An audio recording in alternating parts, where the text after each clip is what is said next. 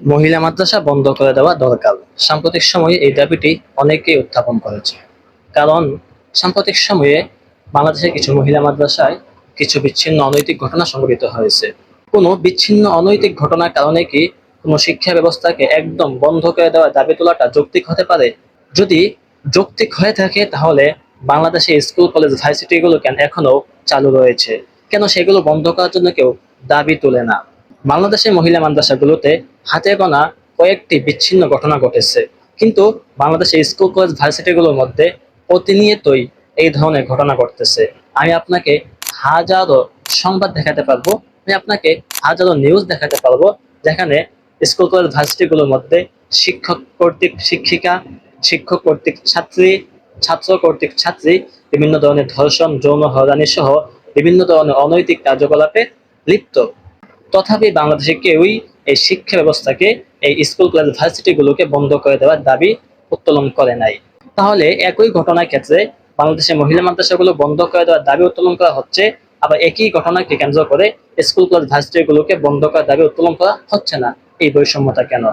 পক্ষান্তরে এক দুইটি মাদ্রাসার বিচ্ছিন্ন ঘটনার কারণে বাংলাদেশের সকল মহিলা মাদ্রাসাগুলোকে দোষী করা যায় না। এক দুইটি ঘটনার কারণে বাংলাদেশের সকল মহিলা মাদ্রাসা বন্ধ করে দেওয়ার দাবি তোলাটি একদম অযৌক্তিক। কেন একটি দল বাংলাদেশের মহিলা মাদ্রাসাগুলোকে বন্ধ করে দেওয়ার দাবি তুলেছে? কারণ আপনি যদি একটু গভীরভাবে চিন্তা করেন যে বাংলাদেশের বাচ্চারা অধিকাংশ সময় শিশুকালে নিজেদের মায়ের কাছে থাকে।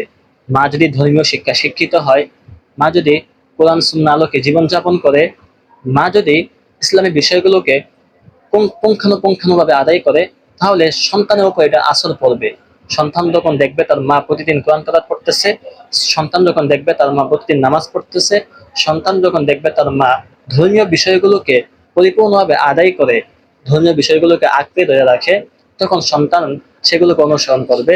সন্তানের ভিতর সে বাচ্চাকাল থেকেই, সে ছোটকাল থেকেই ধর্মের প্রতি একটি ভালোবাসা কাজ করবে। সে ছোটকাল থেকেই ধর্মকে নিজের মধ্যে ধারণ করার চেষ্টা করবে এবং সে ধর্ম অনুযায়ী জীবনযাপন করার চেষ্টা করবে। সুতরাং যদি বাংলাদেশের মায়েদেরকে কোরআন সুন্নাহ শিক্ষা থেকে দূরে রাখা যায়, বাংলাদেশের মায়েদেরকে ইসলামী শিক্ষা থেকে দূরে রাখা যায়, তাহলে আগামী প্রজন্ম ইসলাম থেকে দূরে সরে যাবে। আর যদি সন্তান ছোটকাল থেকেই দেখে তার মা ফ্রি মিক্সিং আড্ডায় অভ্যস্ত, তার মা পরপুরুষের সাথে মেলামেশে অভ্যস্ত, তাহলে সেই বাচ্চাগুলো বাচ্চাকাল থেকেই অবৈধ কাজের সাথে সম্পৃক্ত হয়ে যাবে, সেই বাচ্চাকাল থেকেই অনৈতিক কাজের সাথে জড়িয়ে যাবে। তাই একটা দল ষড়যন্ত্র করতেছে কিভাবে বাংলাদেশের মহিলা মাদ্রাসাগুলোকে একদম বন্ধ করে দেওয়া যায়। ফলে বাংলাদেশের মেয়েরা ইসলাম শিক্ষা থেকে, ধর্মীয় শিক্ষা থেকে দূরে সরে পড়বে, যার ফলে আগামী সন্তানরা ইসলামকে বুকে ধারণ করতে পারবে না, তাদের মায়ের কাছ থেকে দিন ইসলাম সম্পর্কে কোনো কিছু জানতে এবং শিখতে পারবে না। কিছু আলেম আছে, তারাও মহিলা মাদ্রাসাগুলো বন্ধ করে দেওয়ার পক্ষে। তাদের উদ্দেশ্যে আমি বলতে চাই, আপনি আপনার মেয়েকে কি শিক্ষা শিক্ষিত করবেন?